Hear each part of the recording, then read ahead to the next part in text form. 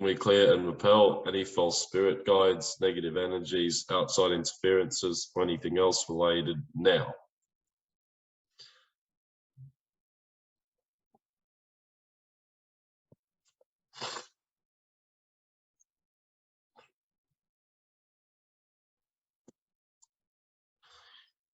It is commanded by the laws of the golden liquid realms and alchemical powers that this higher manifestation code be used to clear any sorrow or any fears from each person here in the heart chakra,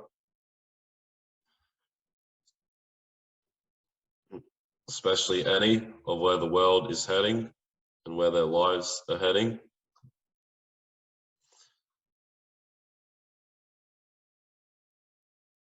And clear out any ids or hurts from there and bring back the golden soul fragments. Help to restore the heart and restore love into the heart.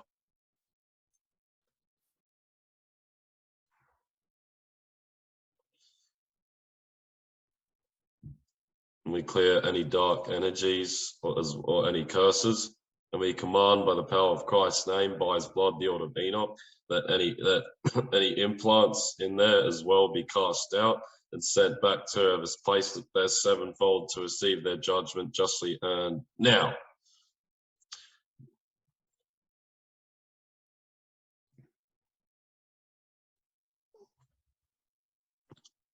And we also clear out any clouding or any heaviness on the third eye from each person here. Bring back the golden liquid light and the will of the Lord, and open their third eye again. Increase the awareness.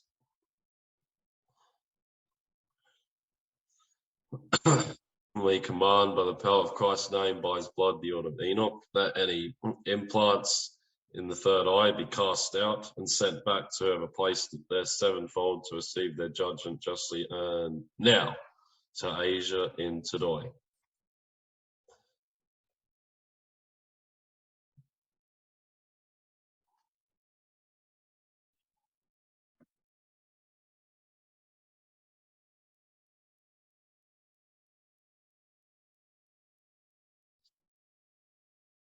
Cut and sever any draining energy cords or compassionate connections as well from the chest, from the throat.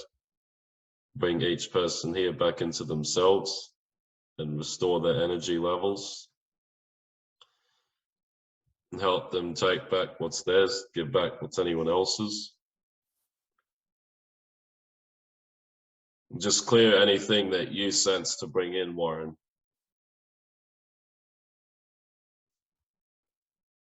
Yeah, I was just working in the background just to really bring in Raymond's what's called protection package, just to clear out any unnecessary implants, energies, things like that, and just give people a good clean out. So really help people get higher clarity of mind, clearing any negative emotional energetic patterns is what I'm getting as well, just to really put them back on the right frequency and really put people's bodies back on the right frequency. That's what I'm getting.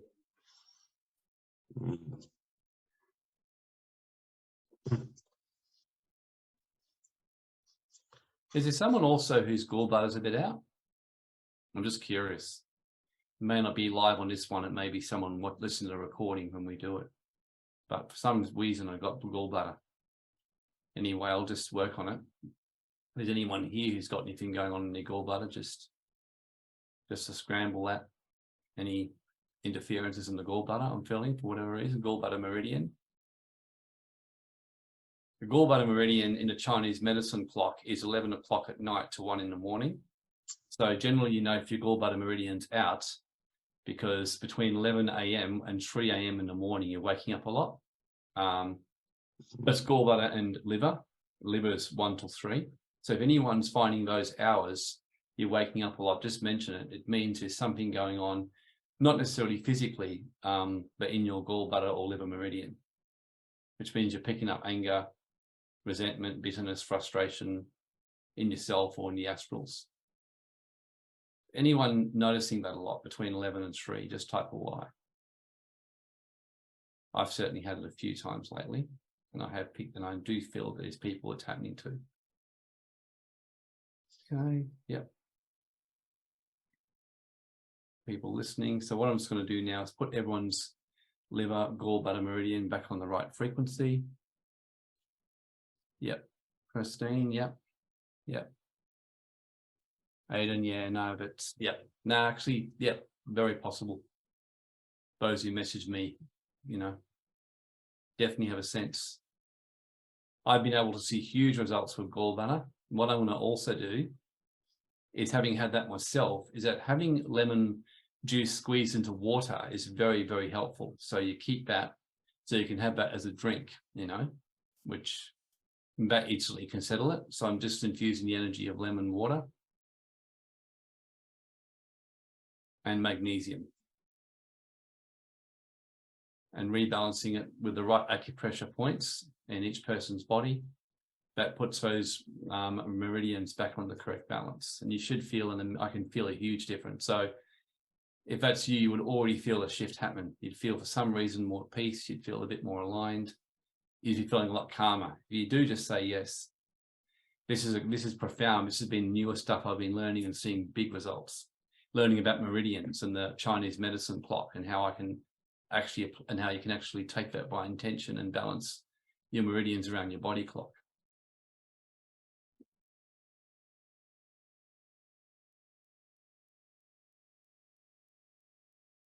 Yeah, Miko feels calmer. Yep. Guarantee that a few of you would feel a difference, because I found that's been one of the really most profound things. Because I saw a healer who would do that physically using acupressure and other sort of stuff, and I'd see big shifts. I thought, well, if you can do it with needles on points, you can do it energetically. And I've been finding that to be very true. Since I've been doing it to myself, I haven't seen this healer for weeks, whereas normally I'd be seeing him every couple of weeks.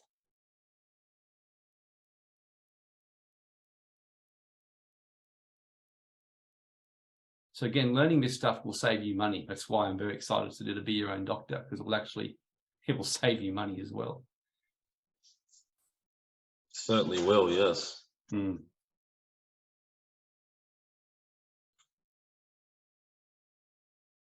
Okay, anyone else notice a shift?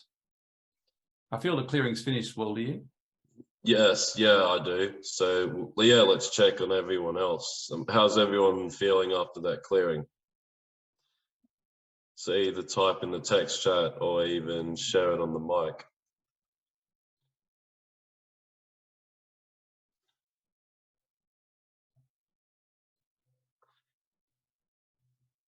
Aiden a bit lighter, yeah.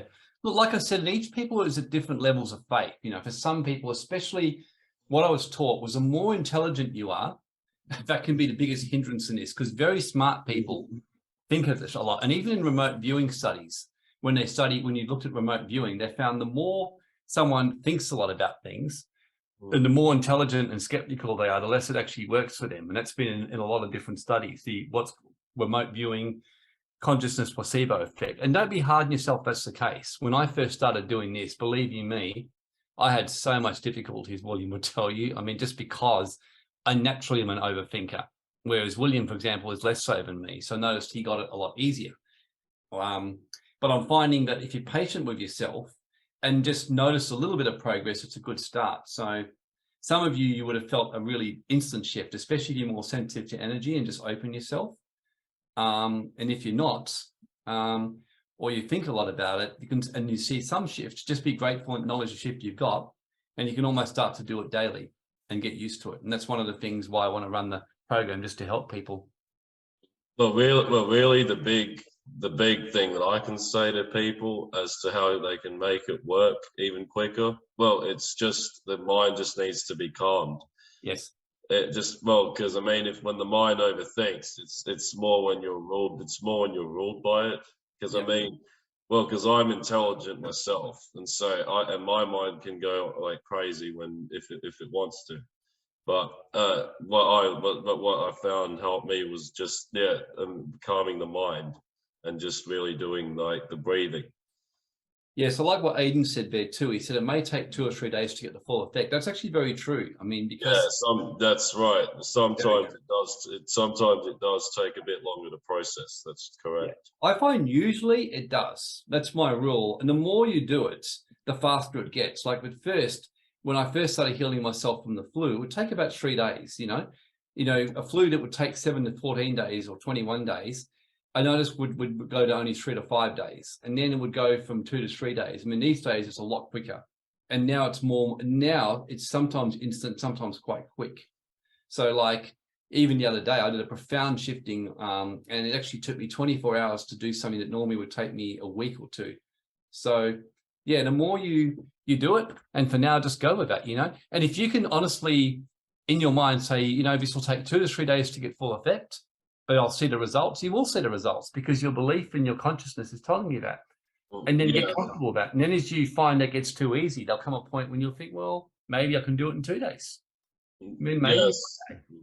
Yeah, because the flu normally lasts a week for most, but like when I've cleared it, I mean, it won't take any longer than 3 days anymore. Yeah. I mean, I mean, I could easily get it done in like not even a day. Yeah. Well, thank you, Will. I'm going to let Edward get up now and take over before it gets too much later. Yeah. Well, yeah. Thanks, Warren. Thanks, everyone. Thanks, everyone. Ed, it's over to you.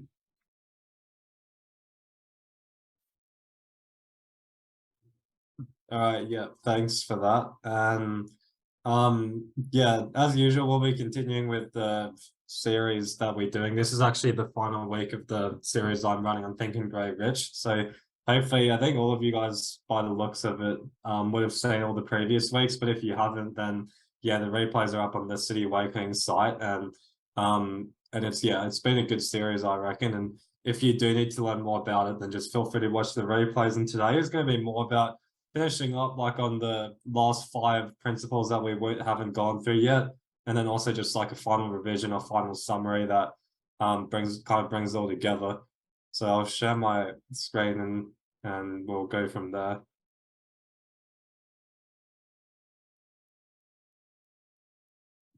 I'm also not going to say how long I'm estimating this to take, because pretty much every week I've given an estimate and it's finished like not even close to what I said. So I'm going to leave it open for whatever it happens to be.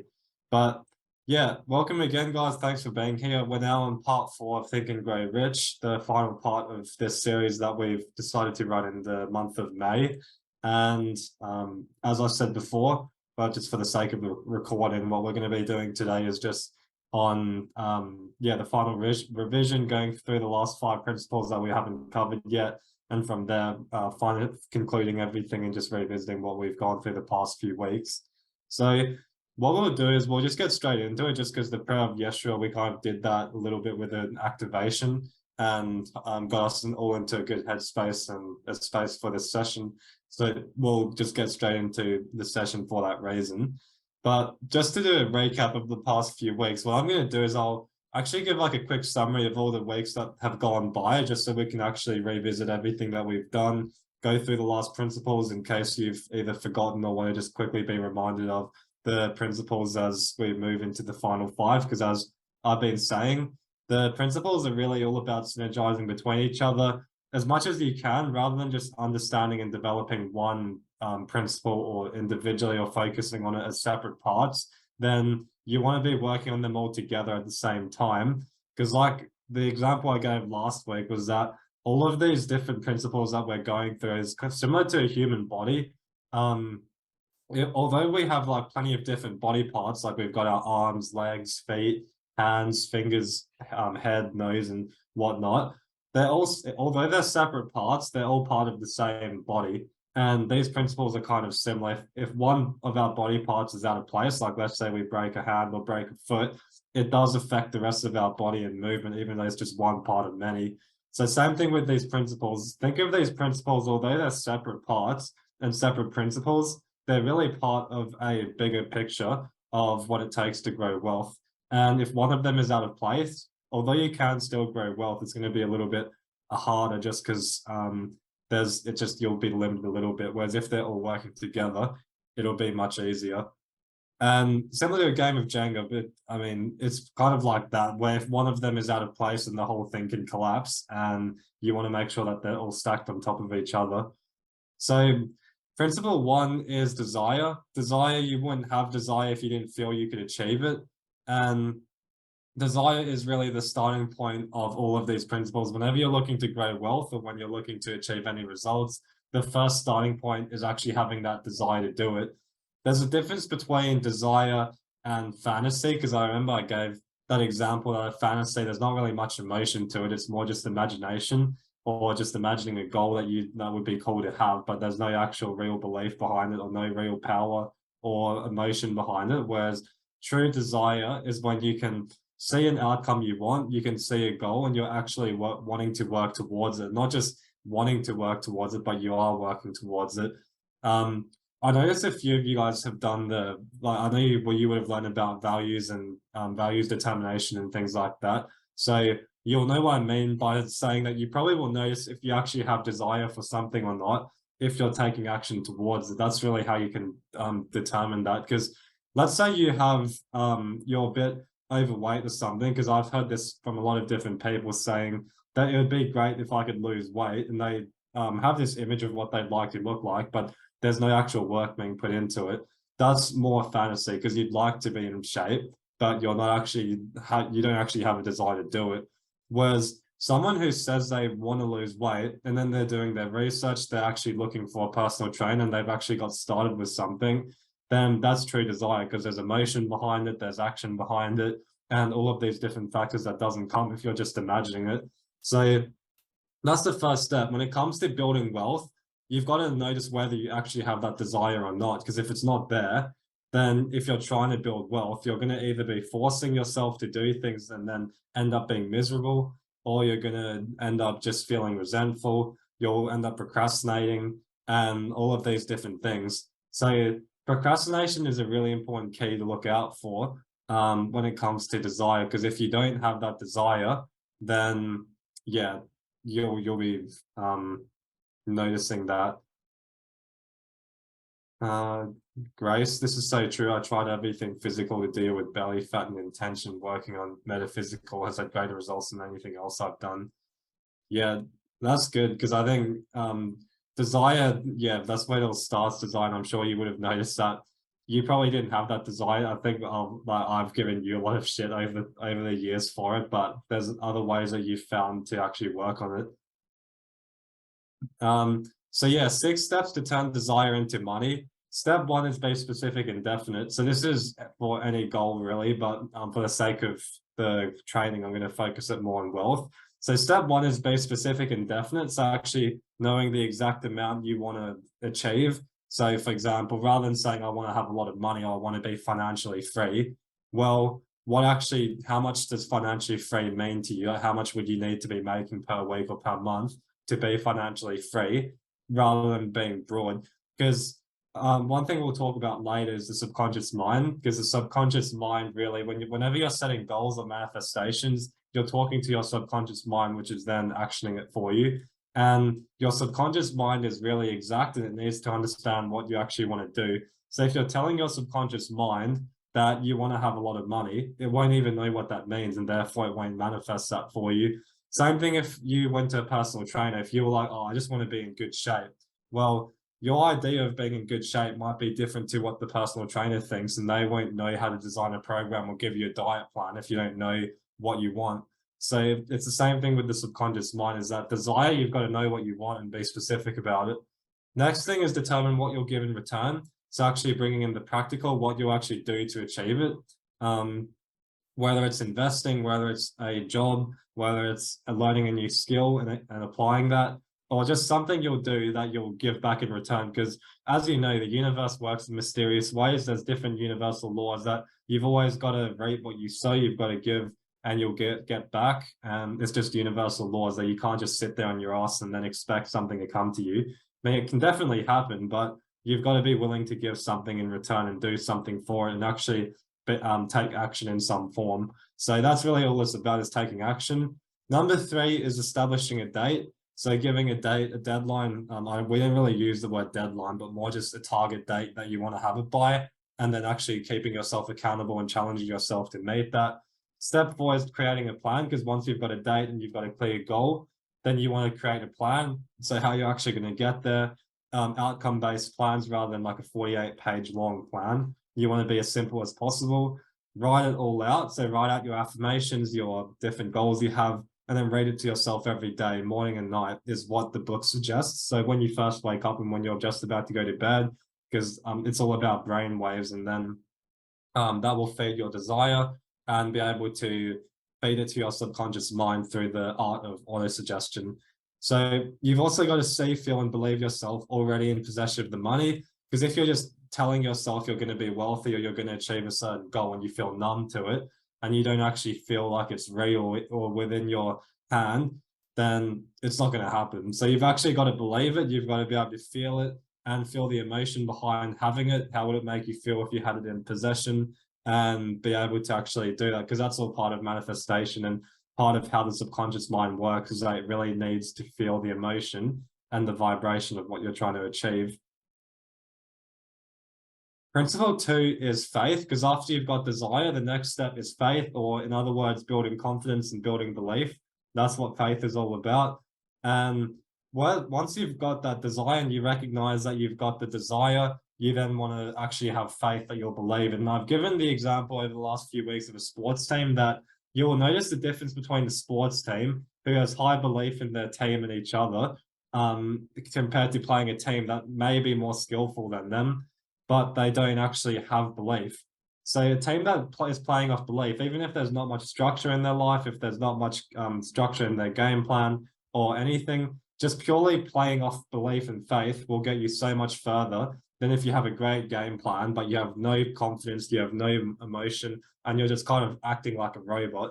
So it's the same thing with wealth. When you apply that same concept over to wealth, if you're better off to actually have a lot of faith, believe that you can do it, because that belief will be able to influence your brain, it'll influence your actions, and you'll be able to find things that you probably wouldn't be able to find if you had a lot of self-doubt and all that. Because if you have self-doubt and you have like these different negative emotions, then you'll probably second guess yourself, you'll hesitate when you're making decisions with your finances, and you'll be indecisive, and just all of these different things put together, just you're coming off the lack of belief and confidence. Whereas if you have confidence and you have faith, you'll make better decisions. Obviously, sometimes having high confidence can lead to mistakes and all that, but you'll learn from it. So just remember that you'll always learn from it, and you'll be able to go from there. And as it says here, faith is important and vital to accomplishment. It's a powerful emotion, and the subconscious mind picks it up. It picks up the vibration and translates it into its physical equivalent, as long as you actually put in the work. Now, how you develop faith is, there's different ways you can develop faith. Obviously, all of us would know the best way you can develop faith and confidence is actually seeing results in front of you. But before you even do that, before you actually develop faith by seeing results, is that you can actually create it, and you can kind of influence your brain to have faith just by simply doing affirmations, repeating instructions, and using auto-suggestion, which is pretty much a more structured version of affirmations and repeating instructions to your subconscious mind. And that's just a quote there from the book, is that when men first come into contact with crime, they abhor it. If they remain in contact with crime for a time, they become accustomed to it and endure it. If they remain in contact with it long enough, they finally embrace it and become influenced by it. That's pretty similar to how it works with wealth. First, you have all of these different thoughts around it, like you might abhor having wealth and feel certain emotions like you don't deserve it. You might have self-sabotages and just different things that you would have heard over the years.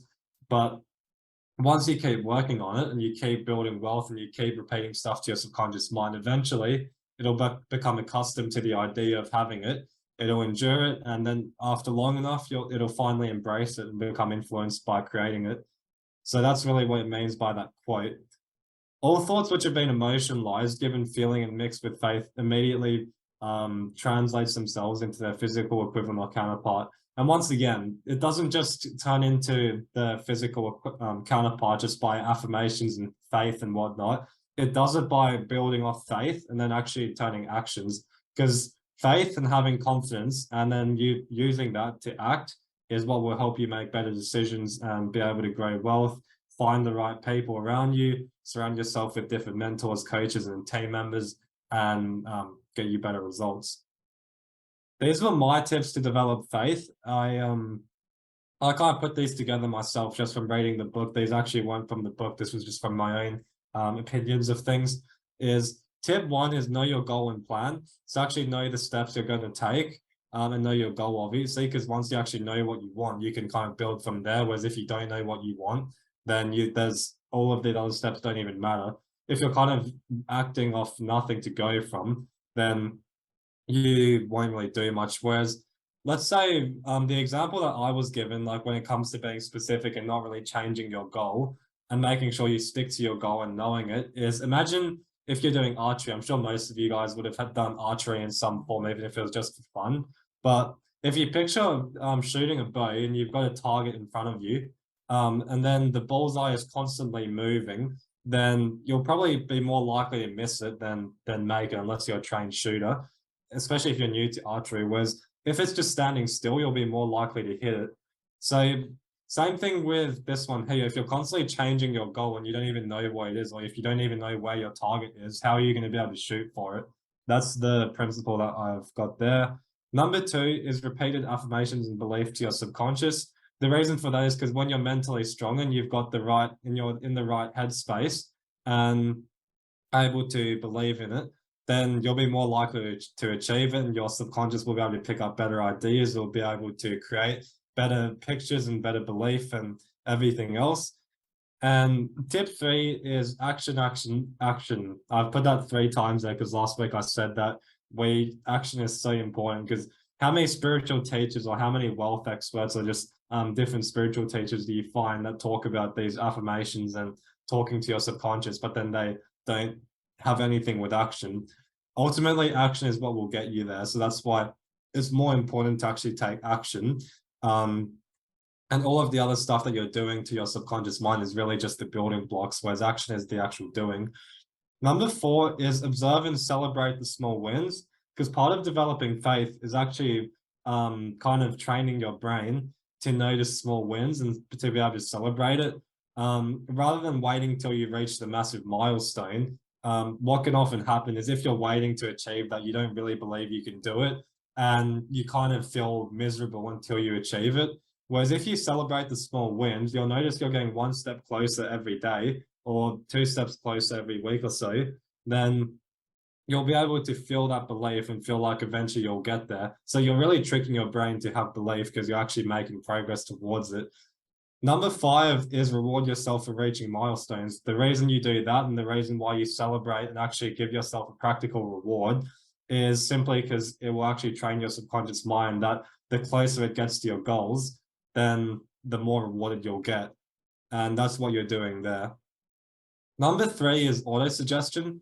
And auto-suggestion, in other words, is basically the art of actually building faith. This is just one way, one practical method to build faith.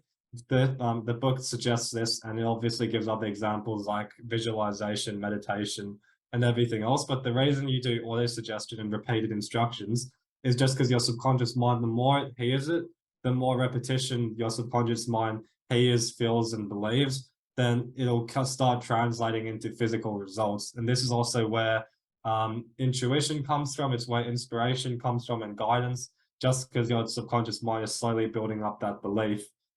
The way 5 steps to auto-suggest is: number 1, find a quiet place. Number 2, repeat a specific goal to your subconscious mind. The reason you want to do this in a quiet place is simply because, as you know, the whole point and the whole way to manifest is by getting in the right brain state and the right brain waves. And if your mind is constantly hearing other noises and it's not being able to get into a deep state, then you're not going to get the results that you're wanting to do, just because your mind will be distracted. It'll pick up other energies. It'll pick up other beliefs or thoughts around you. As you know, it's quite sensitive. Whereas if you're just in your own space and your own energy, then you'll only be there with your own energy, your own thoughts, and you can influence from there. Step 3 is do it twice a day. The book suggests morning and night, just once again, the brain waves and brain state. Depending what you prefer, that's ultimately up to you and what works best for you. but that's what the book suggests there. Number 4 is the more you do this and the more you do it every day or every week, start listening to your intuition and kind of let it come to you naturally rather than actively searching out for it and trying to force things. Because what can often happen is that if you are trying to always listen to your intuition, or you're always wanting to get messages, then and you're kind of anxiously waiting for it, what can happen is you just tend to form beliefs, or you tend to force something that you want to believe, or force an action you should be taking. And it's not actually genuinely coming from your subconscious mind. It's just coming from your own brain trying to make something out of nothing. So just make sure that you let it come to you. And that's easier said than done, once again, especially if you're intellectual or quite analytical. So just try to let it come to you, and then just notice the small signs and the small senses that you get, and then act from there, which is step 5, is acting from your intuition. Remember, when it comes to auto-suggestion, then always make sure you see, feel, and believe yourself already in possession of the goal that you're looking to achieve. Also, just for this, this is the example I gave. I noticed most of you guys would have listened to this, so I'll skip through this, but this was just an example I gave of the difference between a broad and specific affirmation. And what principle 4 is then specialized knowledge. Specialized knowledge, after you've got all of those other different building blocks, is the next step of actually actioning what you're looking to achieve and building knowledge to be able to do what you want. Desire, faith, and auto-suggestion needs to be action. So like the first few that we've just covered there, the first 3, desire, faith, and auto-suggestion and more, you can consider them kind of like creation phase or fueling phase when you're looking to achieve a goal. That's just really the start of it. But the start of the actual actioning phase is getting the right knowledge. So the way you do this is that knowledge, like as we said, that knowledge is only potential power, but the types of knowledge that you actually want to seek out, there's 2 types of knowledge. One is general and one is specific. General knowledge is good if you're managing others. So it's more, you only want to get general knowledge if you're looking to be a business owner or whatever else. Even then, you'll still need to get more specific knowledge on actually running a business, but general knowledge, like on the different departments of a business, like marketing, and whatnot. Investing, obviously, if you're looking to be an investor of a balanced portfolio, then you may need to get general knowledge on different asset classes. Whereas if you're looking to make money from a certain career, you'll need to actually get specific knowledge, just because that way you can become the best at it and be able to make the most money potentially.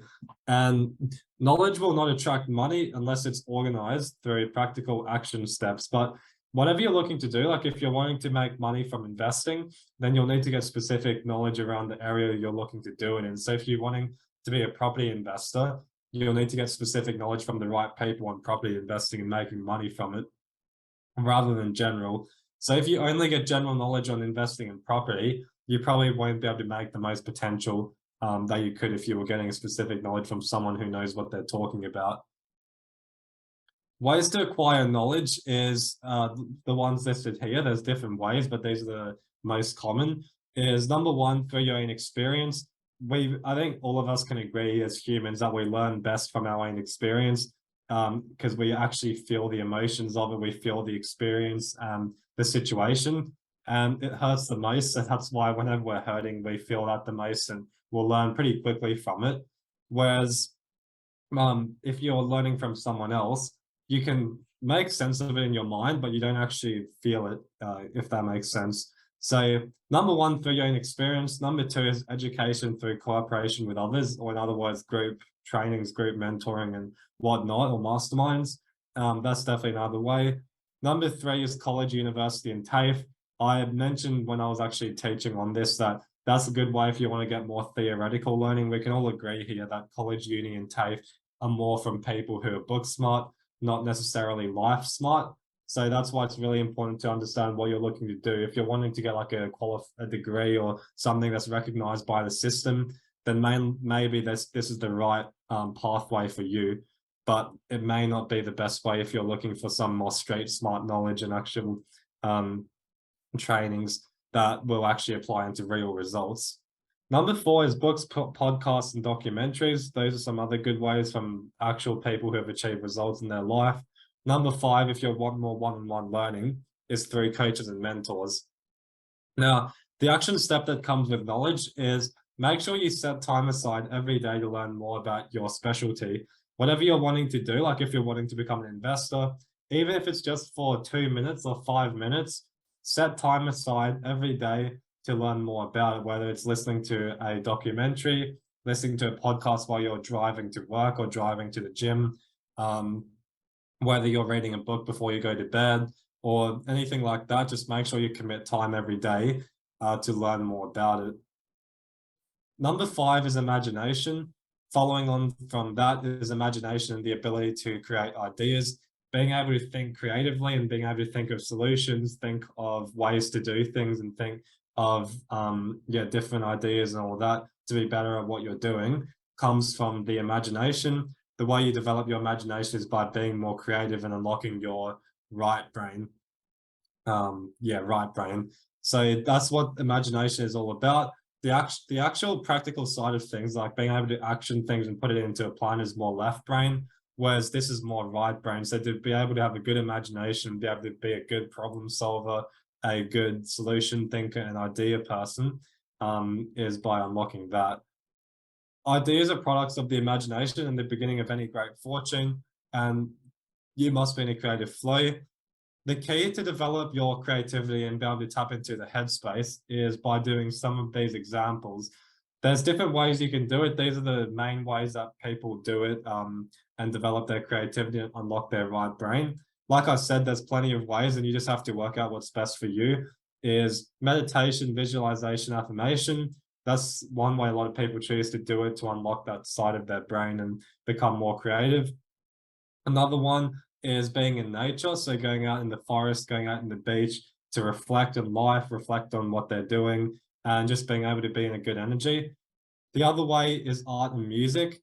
So whether that means learning a new instrument, whether it means learning a new instrument, drawing, listening to music, playing something, painting, drawing, poetry, creative writing, anything like that, learning a new skill in that area, although it can be quite challenging. Like I'm sure anyone who's learned an instrument in the moment feels like it's not creative at all. It feels a lot more like discipline and challenge. But the more you get better at it and the more you're able to actually just enjoy it and be able to enjoy art and music is by doing that and by being able to learn that. The other way too, I've chucked this in there for the sake of the book, because I know the book talks a lot about this, but I can't really give my thoughts on it just because I haven't really learned the topic myself and all that, is redirecting sexual energy. So Tantra is a common practice of redirecting sexual energy, and I know that can be a good way to develop creativity and unlock your imagination. Then once you've used your creativity to birth the idea, the next step is to bring it into structure. And the way you do this is by putting it into a plan. Number 6, organized planning. The first step to transform all the previous ones is to create a practical action plan. Organized planning is one of the most important principles to become, because a person without a plan is like without a ship. So planning, the reason you plan is pretty much what it just says there. Imagine if you went to the gym and you were wanting to lose weight, but then you didn't have a clear plan to do it, and you were just kind of going with the flow. You just trained when you felt like it, you ate when you felt like it, you slept when you felt like, and were just overall really inconsistent and didn't have a clear plan that you were following. What results would you get? You wouldn't really get anywhere. Same thing with wealth. If you're looking to be an investor, or you're looking to be a business owner, or looking to just make money from different careers or anything, you've got to actually have a clear plan of how you're going to get there, and it's an overview you're following. Like I said before, it doesn't need to be a 48-page summary. It just needs to be like a 1 or 2 page plan, similar to if you were doing a training program. You just need to have clear outcomes, clear time frames, and be able to know exactly what you're working towards and how you're going to get there. That's the main thing. And if you're not sure how to do it yourself, like you don't know how to put a plan together yourself, then the best way is to leverage other people who know how to do it. So contacting a mentor, contacting a coach, studying or doing your own research on how to actually create good plans and get somewhere, get the goal you're wanting to. And that's how you do it. Either create the plan yourself or utilize other people's knowledge and skills and kind of leverage off them. This is a good quote. If you fail to plan, you're planned to fail. And it's a good one to remember. This is just my tips of what I've given from what I've learned from various people and business coaches is how to actually plan and keep it simple. Number one is get the macro really clear. So the overall big picture of things, which is just the main outcomes and timelines. Micro is break down the first stage into actionable steps, because if you have multiple outcomes that you want to achieve step by step, then start microing it down of the actual steps you're going to put in to achieve that result. So let's say you're wanting to be an investor and your first outcome is you want to be earning maybe like $500 a week from a certain investment that you're in. That's the macro, is that you first work out what the goal is. Like within 3 months, you want to be earning 500 a week from an investment that you're in.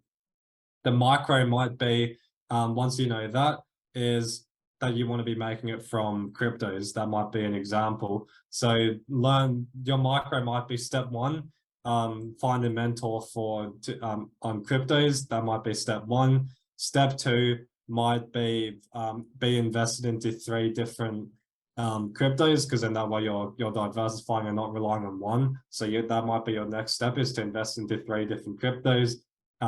Then step 3 might be I don't know, like be making money from it. But that's like really simplified, but you'd obviously have more steps than that. But that's just an example. Is step 1 is just knowing how you're going to do it. Step 2 is like what is all of that. So hopefully that makes sense. Step 3, identify and gather necessary resources, because once you've put that plan together, then you want to actually notice what you need and what resources you need. So whether it's a team member you need, like I just gave an example there, if you need a coach, you want to identify if you need a coach for it.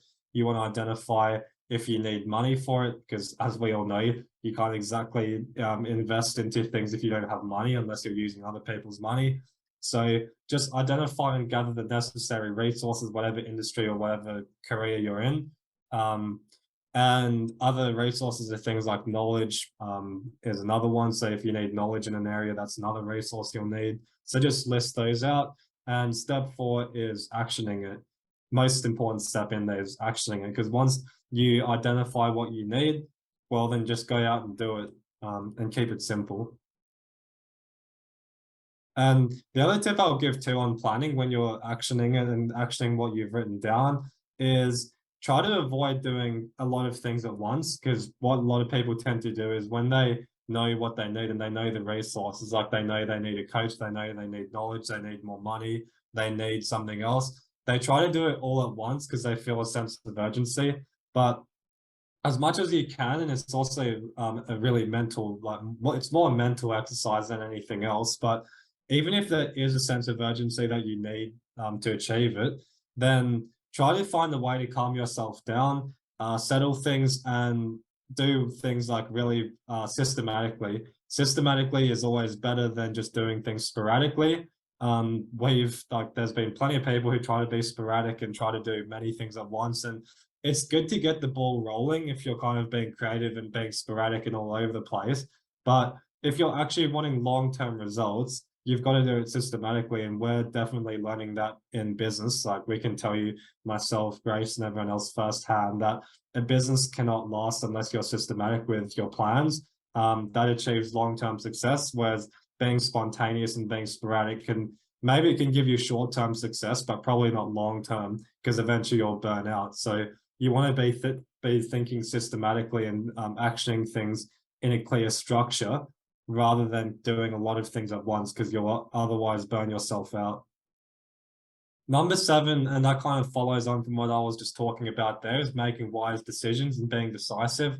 So rather than hesitating, rather than just being unsure and whatnot, is actually being decisive and sharp and not changing your targets. Because like I said, with the bullseye or with the target, if things are constantly changing and your goals are constantly changing, then not only does it affect you, but it also affects the team around you, especially if you've got family, if you've got coaches, if you've got staff members, co-workers, or anyone, then it also affects them because they can feel your uncertainty and they can notice the changes and things, and then they're not sure what's happening.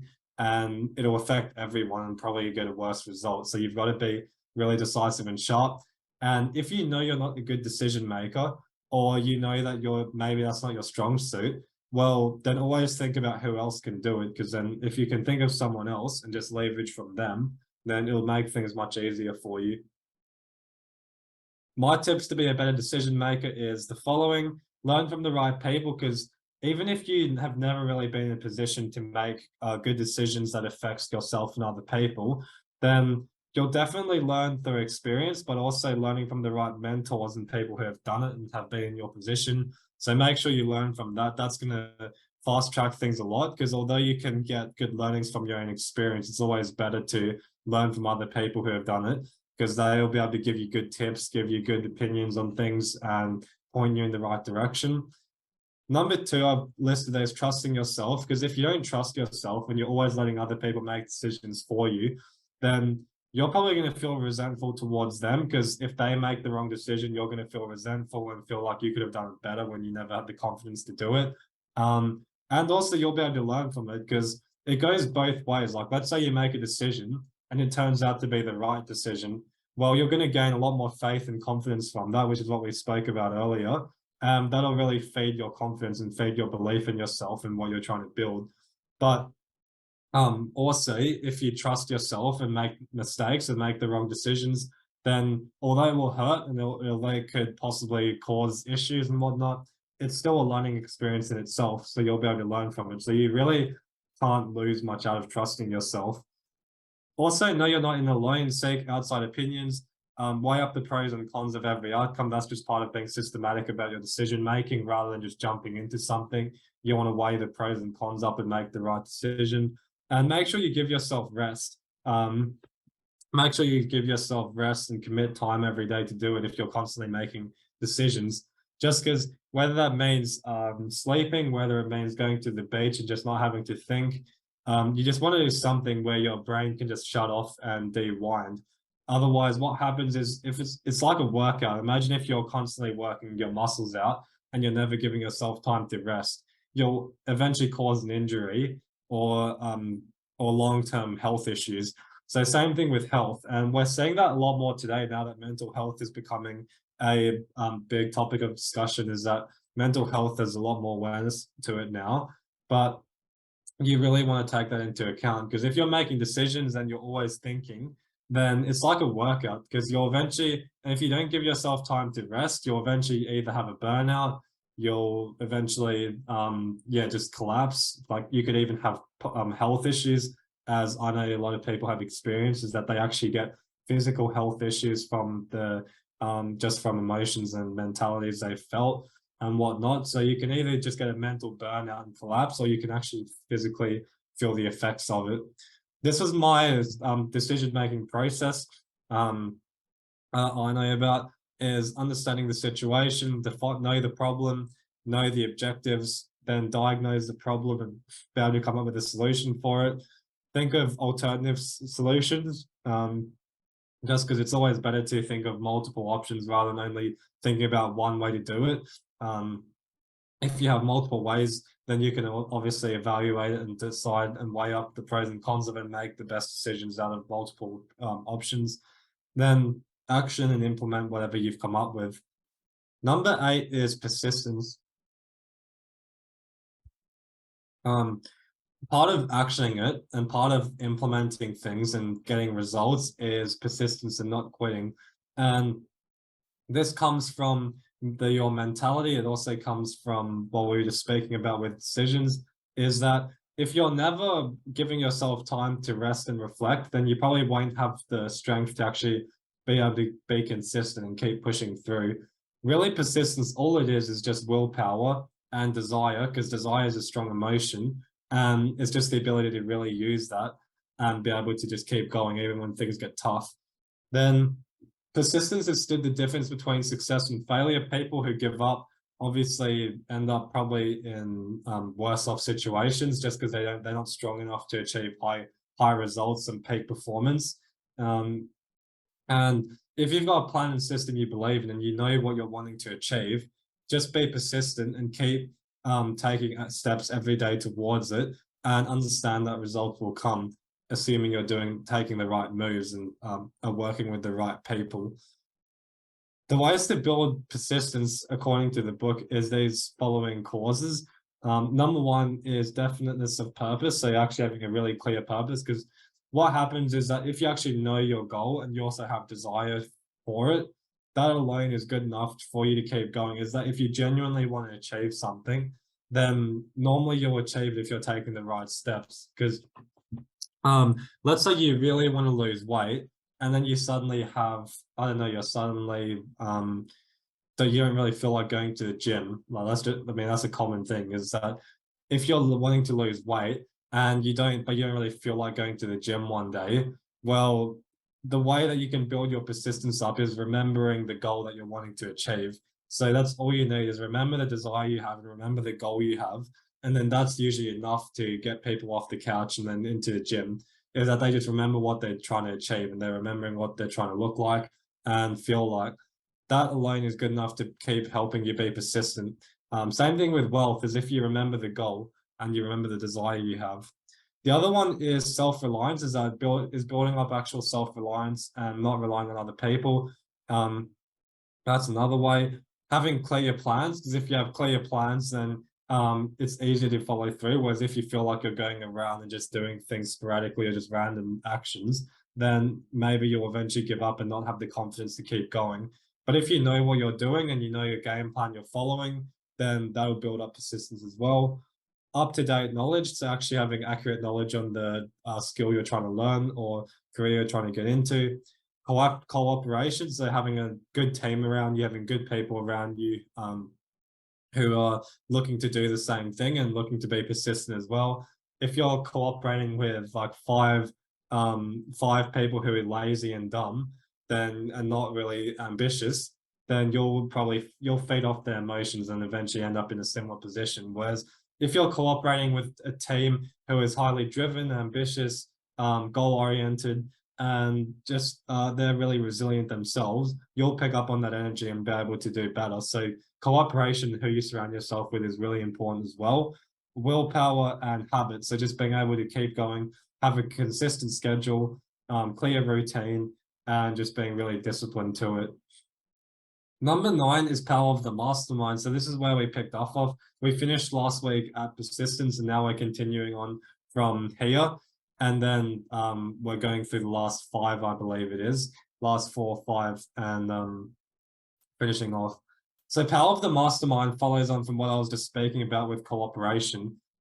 Basically, when you're looking to accumulate wealth, the way that you actually take action is through power. You can't take action unless you have power. Plans that you've created, and I've also included different words in here like organized plans to kind of show you that these actually all do work together and these all synergize, like what I've been speaking about. But organized plans are useless without enough power to action them. Because if you've got a plan together, but you don't actually have the energy or power to action it, well, then what was the point of putting time aside to create the plan? You've got to actually have a plan that you've got energy and power to go out and action it. So power can be defined as organized and intelligently directed knowledge. So once again, specialized knowledge is another part of that. But as the book defines, this refers to organized effort sufficient to enable an individual to transmute desire into its monetary equivalent. So pretty much when it comes to power of the mastermind, the reason I've done this is because what you can see here and what you can see with power is that you can multiply, you can have enough power yourself to go out and achieve results. But if you really want to amplify that and be able to get quicker results and better results, the easiest way to do that is by surrounding yourself with a team or people who are looking to do the same thing, who are either better than you or who are on the same wavelength, and that will generally multiply results if you've got the right people around you. As it says there, if people who are working towards the same goal in a spirit of harmony. So imagine imagine if you're an athlete, you're a professional athlete, you've spent your whole childhood and teenage years working to be drafted into the AFL, let's say as an example, into footy, and you alone as an individual can be good enough to win games off the back of your own work and be able to get good results for your team, or be able to get good individual results for yourself, like medals, honors, and just different rewards, or awards, I should say. Individual players can be great when they've got their own power, but ultimately players in AFL are looking to win a premiership. They're not really looking to win individual awards. But with enough power as an individual, you can achieve good awards and have a good career, but you may never win a premiership and get the ultimate glory unless you've actually got a team around you, and you've got teams, coaches, and front offices who are looking for that same goal and they're driven by it. Teams obviously work together and they ultimately achieve the top success, which is the premiership. An individual player in sports can't win it by himself. Unless it's in a rare case. But same thing with wealth. When it comes to investing and growing businesses, you alone are good at, you may be good enough to, like you alone from your own power and energy may be good enough to achieve certain results, but the top results that you're wanting to get, the reality is that you probably won't achieve unless you've got a good team around you who are feeding off each other's energy and you're working towards the same goal. So although you can still achieve good success by yourself, you'll be able to achieve amplified success if you're working with others, which is what the power of the mastermind talks about. One of the most important steps to implement your action plan is to do it with a group of people to help and be allied with you. And once again, that's what the mastermind can be defined as, because we've defined power here is organized intelligently directed knowledge. And then when you put that together with what mastermind means, is that it's the coordination of knowledge and effort in spirit of harmony between two or more people for the attainment of a definite purpose. And that's what we can see there, is that it's really mixing organized and intelligently directed knowledge with cooperation or coordination with other people towards a definite result. The way, when I talk about mastermind as well, it's not just a team in a professional space. Masterminds also refers to people around you and groups of people you want to have around you in your team. So this is your like staff members, co-workers, your people you invest with and whatnot. So people that you actually directly work with. That's what we consider team. Number two is mentoring groups. So actually having people that you're actively learning with. And just learning with other people, I find, can amplify your knowledge and amplify your education than if you were just doing it yourself, because you can kind of feed off each other's knowledge. You can pick up what someone else has learned that you haven't, and vice versa. And number three is community. So your family, your friends, your social circles, and doctors, and all of these different experts or people you have in your personal life, because you want to have good masterminds or good groups of people in your professional life and also your personal life. That way they all feed off each other and help you grow. You want to have relationships in your life that ultimately help you grow. And I think that's what we're really here for, is constant growth. And that's the masterminds that you want to surround yourself with. So the tip that I'd give following on from this book is to evaluate the relationships you have in your life in all of these different areas and see which ones can improve and see which ones can maybe be removed. I know a lot of people, as we know, talk about that it's even more effective removing people from your life who are draining your energy and who are toxic in your life than it is to add people. So think about people in your life who are toxic or who maybe aren't on the same page as you of what you're wanting to achieve, and somehow find a way to either spend less time with them or remove them completely from your life. And then at the same time, think of people in your life where you can add to it, who can actually amplify your life and help you grow. So number 10 is mystery of sex transmutation, which in other words is just the ability to channel sexual energy into a certain goal or certain result you're wanting to do. The reason you actually want to do this, according to the book, is because the emotion of sex has the possibility of 3 constructive potentialities. Sex, obviously, as we know, is one of the most powerful emotions and one of the most powerful energies. Directing that energy into a clear goal can certainly help accelerate the results in that area. So these are the 3 places that you can actually use sexual energy. Is perpetuation of mankind is number 1. Number 2 is maintenance of health. as a therapeutic agency. It has no equal. So you can do it for health reasons. And number 3 is transformation of mediocrity into genius through transmutation. And obviously pleasure as well, we'll add in there. But number 3 is what we're going to be focusing on today, is transformation of mediocrity into genius through transmutation. That's what we're going to talk about here. Sex transmutation means switching the mind from thoughts of physical expression to thoughts of some other nature. So it's really not that difficult, like, to actually understand when it comes to channeling it. All you're really simply doing when you're transmuting sexual energy is, rather than directing it into sex or into something physical, you're directing those thoughts and those emotions into another area other than sex. That's all it is. So let's say you feel the emotions and you feel the energy that you do for when you're sexual, but rather than going and having sex, or rather than going into something physical or having these different thoughts and imaginations and fantasies, rather than doing that, you're instead changing that and changing those thoughts into, let's say, growing wealth and thinking of ideas to have more money, to grow your business, to become a better investor, and whatnot. That's all you're doing, is using that strong energy that you've just created by being in that headspace, and then thinking about something different. So hopefully that's a simple explanation, but hopefully that makes sense. As I just said, it's one of the most powerful forces. You can use it to enhance and develop your imagination, courage, willpower, persistence, focus, and creative ability.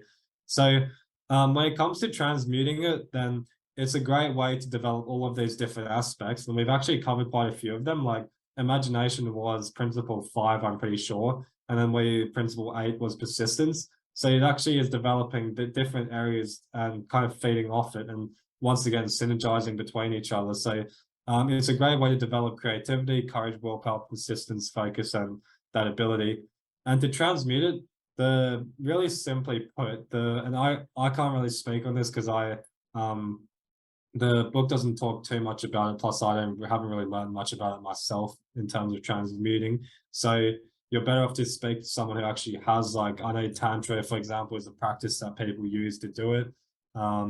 There's different other practices you can do, like just visualizing, or even just being in, like, when you notice yourself feeling sexual, even just simply just feeling it and then just changing those thoughts into something else, like wealth, is a really easy way to do it. But like I said, I can't really teach on that myself because I haven't really learned much about it. But to transmute it, what it does say in the book is that you must notice when you feel it, be in tune with your breath, because breath is really a great way to move the energy through your body and move it through your heart, your head, your subconscious mind, and the different chakras you have. That's how you do it, is moving it through your chakras, because then using the energy flow and using that in your body and using a breath to control it and control the energy and direct it to where you want it to, can unlock your chakras, can unlock your different parts of your body, your imagination, your mind, your heart, and all of these different areas, which ultimately develop your imagination, courage, willpower, persistence, or in more practical terms, give you better ideas, give you more focus, give you more resilience to keep going, and even better health. And that's all how you do it, is just noticing your breath and being able to control the energy and then directing it into the area that you want to. Number 11 is subconscious mind. So the subconscious mind is the receiving station for the vibration of thought. It is your creative imagination. And the subconscious mind, if we had to break it down to one principle, which is probably one of the most important to develop, it would be this one, the subconscious mind. Because even if you forget everything else and you forget all of the other stuff I taught, then the subconscious mind, if you've got that really strong and you're giving it good thoughts, then you'll still get good results. But then obviously it's just a matter of if you want better results, then working them all together. But the subconscious mind is what will help be the kind of like the rock or the foundation of ultimate success. If you've got a good energy and you've got good belief and good thoughts in your subconscious mind, that's what's going to bring you towards success, and that's what's going to be the pillar behind everything. The subconscious mind really is just the receiving, and it actually doesn't do any thinking. It doesn't do any actioning. It doesn't do any of that. It's purely a receiving channel or a receptive station for the thoughts, emotions, and feelings. And from there, That's what determines your thoughts, and it's what determines the way you think. It determines what you decide to do, your decision making, your actions, and how you do things. This is what controls all of that. That's why it's important to develop it. And when I say it's a receptive channel and a receptive end and just purely a receiving part of your body, this is what I mean by it. Whatever you tell it through your conscious mind, so whatever you tell your subconscious, whether it's positive or negative, it believes what you're telling it, because it just receives whatever you're telling it. It doesn't challenge it. It doesn't ask questions. It doesn't try to fight it or anything like that. It just receives. So if you're constantly telling yourself and you're telling your subconscious mind that you're not good enough, you're not worthy, you're not good enough to achieve the results, you're lazy or you're a procrastinator, and you're giving it these different thoughts, it will just receive those thoughts. And then from there, that's what you'll be operating off. You'll be operating off all of those thoughts you just gave it. Whereas if you're giving good thoughts and good beliefs, and good pictures as well, images and pictures are really good ways to unlock the subconscious mind and improve yourself, which is why we actually use codes and clearing, is because it picks up images. So whenever you're if you do that, by contrast, you're giving it good images, good pictures in your mind, visualizations, thoughts, and all that, it'll pick up that vibration that you're giving it. It'll receive it, and then from there, your conscious brain will then put it into action. So your subconscious mind receives it. It receives that, it makes you feel those things, and that's what you ultimately operate off. And then your conscious brain, or your brain, then goes out and actions it and gives. So that's how it works. Subconscious receives, and then the conscious receives as well, but then also gives. So and determines your actions from what the energy you're operating off, which comes from the subconscious mind. And it doesn't know what's real or not. It's exact. That's why being specific is really important. And if you want to learn more about the subconscious mind, The Power of the Subconscious Mind by Joseph Murphy is one of the best books to do it. And he really explains this more in depth and how to really use it properly to achieve good success. Now, to manifest your goals, you must constantly feed positive emotions, beliefs, and thoughts to your subconscious mind, and from there, and act from there, I should say. So, like I said, it just operates and acts from the emotions that you're giving it. So these are the 7 major positive emotions. As much as you can, try to give yourself these emotions towards the goal. So let's say you're looking to make $5,000 a month from investments, just 5K residual income from investments, or let's just say 1K to start off with per month from residual investments. These are the main emotions you want to be giving it. So desire towards it, and also giving yourself pictures. So desire towards your goal, you want to give desire towards making that 1K a month. Have belief you can do it, and make sure your subconscious mind feels that you have belief you can get there.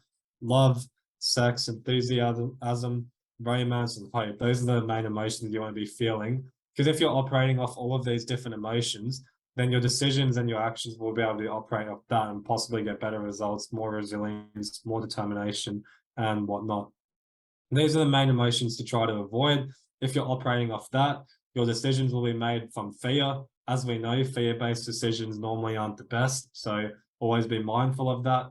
If you're operating off any of these other ones like greed, I know there's quite a few of you guys listening here are investors. How many times have you got caught out when you make a decision from greed, when you sell off too early, or you buy when out of scarcity?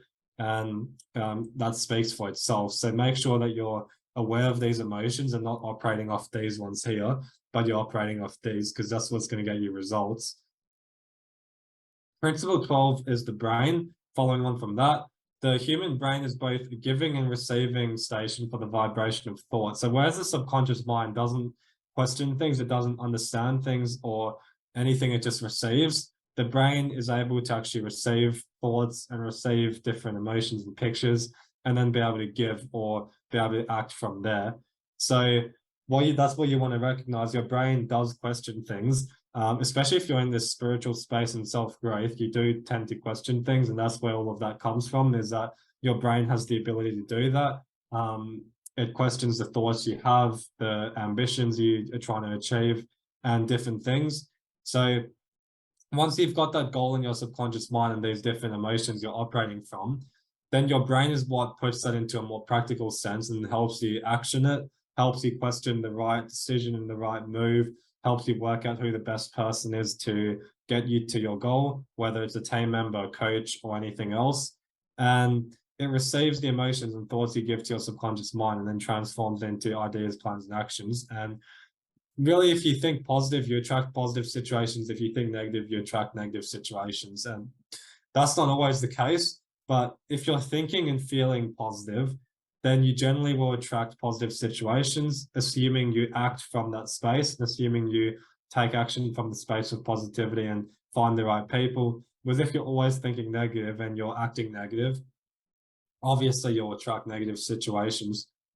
The 3 key areas to actually be able to use your brain, 3 key principles to develop it and make the best use of your brain to manifest the results you want, is working on these 3 areas. Your subconscious mind, so always finding ways to unlock your subconscious mind, feed it good thoughts, feed it good intentions and goals, and give it clear instructions. That's number 1. Number 2, your creative imagination, or in other words, your sixth sense and your ability to create ideas and think creatively, use your right brain and think of solutions. And number 3 is auto-suggestion, so always developing techniques and better ways to give yourself affirmations, repeating instructions, and feeding your subconscious mind. Those are the 3 key areas you want to develop if you want to make the best use of your brain. And once again, it all begins with desire. So if you're looking to develop your brain, you've got to have the desire to do it. Otherwise, you'll procrastinate and not really get the best results. Number 13 is the sixth sense. And this is what's known as the creative imagination, is your ability to have gut feelings and determine which ones are intuition and be able to act from it. Okay, some people naturally have a good intuition better than others.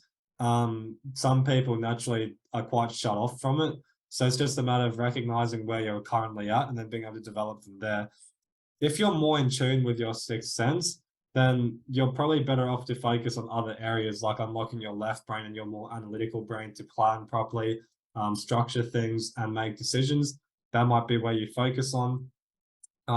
Whereas if you're not really in tune with your sixth sense and you struggle to get feelings or emotions and instincts on situations or decisions, then you want to focus on ways to do that, which is basically unlocking your right brain and unlocking your creative imagination. This naturally comes when all of the other 12 principles are well developed. A lot of great leaders and successful people credit their success to their intuition. Like I know who was it? The lovely Bill Gates, I'm pretty sure did. Warren Buffett naturally has a good instinct when it comes to investments. Oprah Winfrey. There were just plenty of people who credited their success to their intuition. I think George Washington did as well, the guy who was leading America at some point and then saved everyone from a certain battle, credits their success to intuition. And intuition can, like, you generally get messages from higher sources or different intelligences you've probably heard from whatever you believe to be as God. You can get messages from there, and that can generally lead to good success and good decisions. So the sixth sense really is a great thing to develop and be able to grow. But yeah, that naturally comes when you actually work on all of the other areas, and then as long as you trust yourself, that is, because you can get instincts, but a lot of people who get certain instincts question it, but you want to be able to act from it and be able to action it. So this is my breakdown of growing wealth following the 13 principles. If we were going to put it into like a 4-stage plan or a 4-stage macro type of outcome-based thing, is number 1, create. So first, whenever you're looking to achieve success and grow wealth, first birth the idea and create. In other words, these are basically the first few, what do we call it? The first 4 principles are in the creation phase. So the ability to birth and fuel the idea. Firstly, birthing the idea and actually having that idea in your mind, and then also being able to actually fuel it. So actually wanting that idea. Birthing and wanting the idea is how I would describe the creation aspect of growing wealth. Number 2, planning phase. also organize the idea. Once you've birthed the idea and once you want the idea or the goal, I've just called it the idea, but think of ideas as the goal. Then you organize the goal. So organizing the idea, you do this through specialized knowledge and organized planning. Those are the principles that fit into the planning stage, is developing your knowledge. So you actually have knowledge to go out and do it. And then you also have a plan to go out and do it. That's the planning stage of growing wealth. The third stage of growing wealth is action, implementing the plan. So this comes through your decision making, persistence, and power of the mastermind. Those are the three key principles and key areas that come with the action stage. Obviously, the actioning is the doing. So if you're going to do it and you're going to implement your plan, you've got to be a good decision maker. You've got to have persistence, and you've got to have people around you who can help you achieve and accelerate you to get there. Number 4 is enhance, grow, whatever you want to call it. That's the fourth stage, because once you're actioning it and once you're getting towards your goal and implementing the ideas, you then want to accelerate your results and amplify it. The way you do this is by using energy. So using your sex transmutation, as we spoke about, and channeling sexual energy into the right places, unlocking your subconscious mind, your brain, and your sixth sense. That's how I've structured this myself. This wasn't from the book. This was just from my own learning from it. This is why I've come up with like structuring it. So that's just how I kind of learned from the book and what I picked up from it myself. As I said at the start of this series, everything you're learning here is more just my version of what I understood from it and just sharing what I understood. So yours might be different and yours might be a little bit different to this and structured, but this is just how I see it, is that when you're developing the principles and you're developing these different areas of achieving growth, then focus on one stage at a time. And this is what I was talking about before when I said to you about making it systematic, because 13 principles can be quite overwhelming to develop and can be quite challenging, to say the least. But if you structure it in this way and you learn or you implement following a clear structure, you'll generally get more long-term success and more resilience, because you're actually working at it step by step rather than all at once. So let's say you struggle with birthing ideas and you're not really good at coming up with ideas or actually having desire to do something, then you want to focus on these 4 principles first and developing that before you do all of this other stuff. If you're naturally good at coming up with ideas and having desire, but you struggle to put it into a plan and you generally act spontaneously or sporadically and then never end up with success from your idea, then rather than focusing on developing these, you're better off to develop these ones here and maybe a little bit of that. So you're better off to get knowledge and understand about how to plan properly. And you might decide to go out and do a course on it, or seek the right coaches or mentors and learn from them.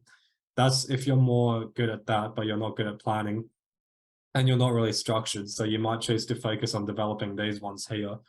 Next, actioning. If you're a good planner and you're good at birthing ideas, but you never actually go out and do it, and you're too scared to make decisions, or you're too scared to go out and try new things, you may choose to focus on being a better action taker and developing your confidence in your decision making, persistence, and finding other people. You may choose to just focus on these.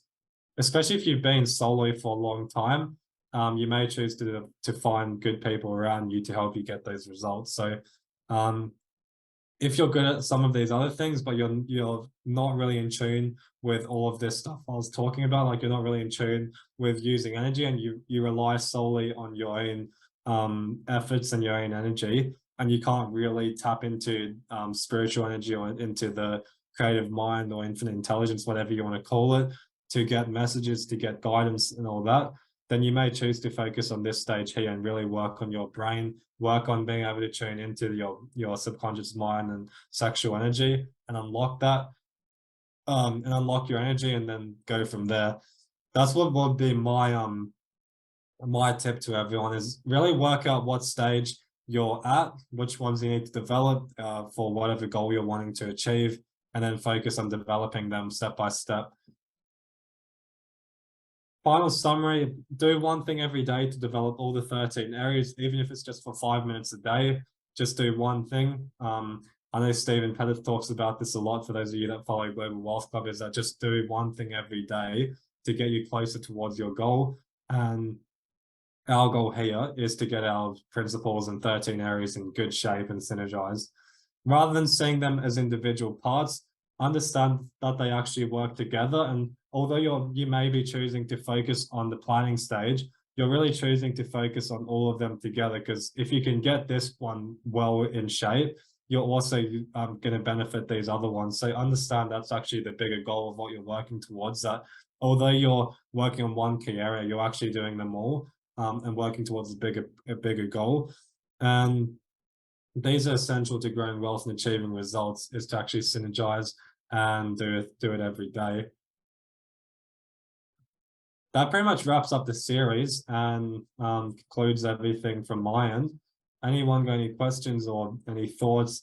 It'd be great to hear people's learnings as well, because it was quite a 4-week series, and although we covered pretty similar stuff every week, there was a lot of repetition in it.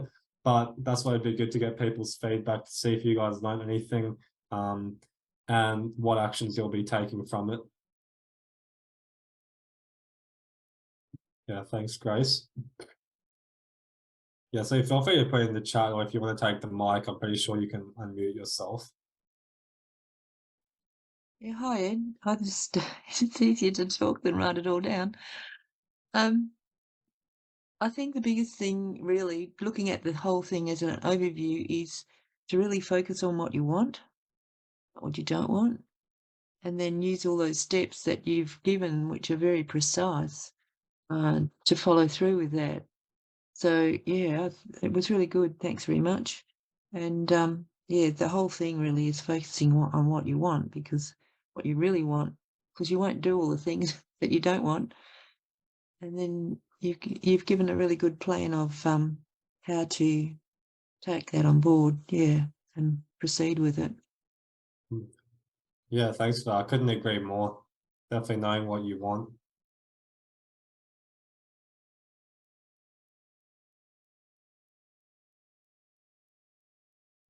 My action would definitely be working in a team.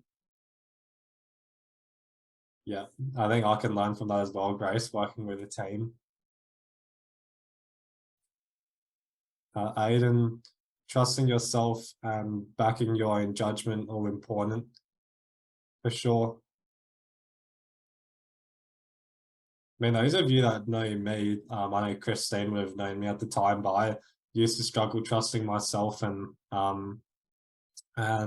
making decisions and all that, and having belief in myself. So I just challenged myself, and that's pretty much where it all started, when I just decided to start teaching, and all was that I knew I needed to get confidence in it and get better at certain things. And then I would say I'm quite confident at it now, but that wouldn't have happened if I didn't trust myself and have confidence to challenge myself. So if you do struggle with that, or backing your own judgment, it's just good to challenge yourself in some form, whatever that means to you. And public speaking was one that I would shit myself for, and I knew that if I could overcome my fear of public speaking, it would translate into other areas of my life. So that's why I decided to take that route. But yeah, that's just something I wanted to mention to you, Aiden, because I remember we were actually speaking about it when you came to Perth one time. All right, well, if there's nothing from anyone else, yeah, thanks, Aiden. Yeah, I try to learn and get better every time. I'll hand it back over to Warren, or if you're still there. Yeah, look, it was fantastic, Ed, and yeah, look, really appreciate your, what you shared. It was brilliant. Enjoyed listening to every minute of it, and yeah, look, hopefully everyone got something out of that, and also got something out of the clearing. And for those of you who really got something from the clearing and felt a shift, and this is the details to give donations and to tithe. So yes, I agree. Where Aiden put you nailed public speaking very quickly. Couldn't agree more. But thank you, Edward. Thanks, everyone. So like I said, we'll be next week at City Awakening, this Think and Grow Rich series is finished. We'll be going back to something around health, the esoteric, and healing in terms of what we're talking about. So Raymond and I are doing our own webinar, and we'll be resuming stuff around Neville Goddard and teaching more around that kind of stuff next week. So there'll be more updates on that in the City Awakening group. And stay tuned for the one on Raymond Grace. Bye for now. Yeah, thanks again, everyone, and we'll see you next week.